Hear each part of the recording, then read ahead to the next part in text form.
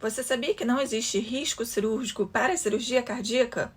A gente diz que, na verdade, a cirurgia cardíaca já é um risco cirúrgico. Como o risco cirúrgico clássico, ele tem como função principal avaliar o risco de eventos cardiovasculares durante uma cirurgia,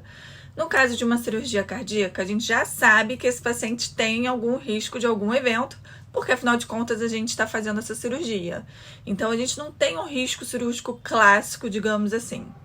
Mas lógico, tem toda uma avaliação minuciosa em relação ao tipo de cirurgia que vai ser feita, até porque existem vários tipos diferentes de cirurgia cardíaca.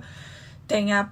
famosa ponte de safena, quando a gente coloca um enxerto de um vaso que vai bypassar o local onde a gente tem uma placa ali de colesterol, causando uma obstrução nas coronárias. Tem as trocas valvares, que é quando a gente tem uma válvula no coração que não está funcionando direito e aí precisa ser trocada ou plastiada. Tem cirurgias de cardiopatia congênita, que ou é mexendo em alguma válvula, ou é fechando um septo que tem ali um buraco, um defeito.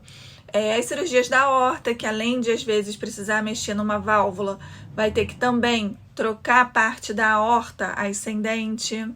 Então, cirurgia cardíaca é muito mais do que a famosa ponte de safena. Nos outros casos em que a gente faz cirurgia sem ser a ponte de safena, a gente vai sempre precisar olhar as coronárias, fazer um cateterismo cardíaco, se o paciente tem ali mais do que 40 anos ou se tem algum sintoma de dor torácica que a gente pense em doença coronariana,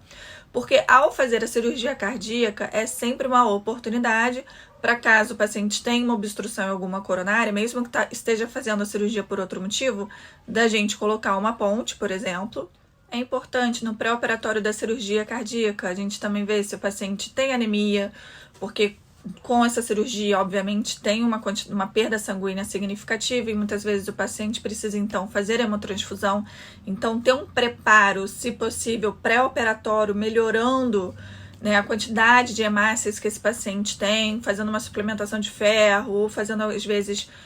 alguma medicação para tentar melhorar isso é importante. Avaliar a função renal, porque a cirurgia, durante a cirurgia o paciente é colocado em circulação extracorpórea, que pode diminuir a perfusão renal, fora relações hemodinâmicas durante a cirurgia e no pós-operatório imediato, que podem prejudicar a função renal. Então, a gente já saber como é que é a função renal pré-operatória desse paciente é importante para a gente avaliar o risco dele precisar de hemodiálise no pós-operatório e a gente até poder falar isso para o paciente, de certa forma. Pacientes ali acima de 65 anos, a gente também costuma avaliar Doppler de carótidas para ver se não tem nenhuma alteração das carótidas, porque para a circulação extracorpórea muitas vezes pode precisar canular ali a carótida e é importante a gente saber se tem alguma placa, se tem alguma obstrução ali que possa, né, causar um evento isquêmico cerebral no pré-operatório, por exemplo, também. Se o paciente tem uma alteração da válvula aórtica, muitas vezes uma válvula aórtica bicúspide, ou que mesmo no ecocardiograma a gente já veja que ele tem uma dilatação da aorta ascendente, então muitas vezes ele está indo para a cirurgia para tratar uma válvula aórtica, mas a gente vê no eco que a aorta ascendente também está um pouco dilatada. Muitas vezes a gente tem que complementar com angiotomografia para ter certeza do diâmetro dessa aorta, porque muitas das indicações também dentro da cirurgia cardíaca, às vezes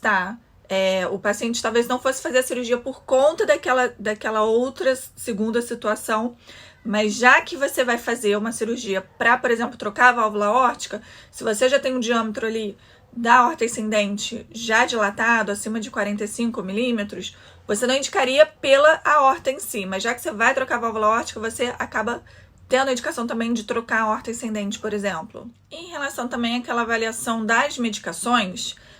por exemplo, a aspirina, a gente tem que suspender caso o paciente vá fazer uma cirurgia cardíaca em que a gente vai abrir o coração. No caso das pontes, né, a ponte de safena, a ponte de mamária, a gente não precisa suspender a aspirina, o paciente ele pode operar em vigência de aspirina, mas nos outros casos, como por exemplo uma troca da válvula, qualquer coisa que vá abrir o coração efetivamente, porque para você fazer a ponte você não precisa abrir o coração. Nesses casos a gente tem que suspender a aspirina por pelo menos 7 dias. Em relação às outras medicações, como por exemplo medicações para diabetes, a gente também costuma suspender dependendo da medicação, 2 dias antes da cirurgia, mantendo o paciente com a insulina até o momento da cirurgia em si. E a gente também tem os scores de risco em relação à cirurgia cardíaca que a gente pode utilizar para avaliar o risco do paciente em relação a essa cirurgia. A gente tem o Euroscore 1, o Euroscore 2, o STS, e muitas vezes a gente pode ver que esse risco é muito alto, podendo ser proibitivo para fazer a cirurgia cardíaca. Então, às vezes o paciente ele tem indicação de fazer uma cirurgia, mas o risco é muito elevado e isso tudo tem que ser conversado junto com o paciente e seus familiares para então ser tomada a melhor decisão em relação a esse caso. Então, apesar de não ter um risco cirúrgico com este nome para a cirurgia cardíaca, existe com certeza sim uma avaliação bem extensa antes da gente liberar o paciente para fazer a cirurgia.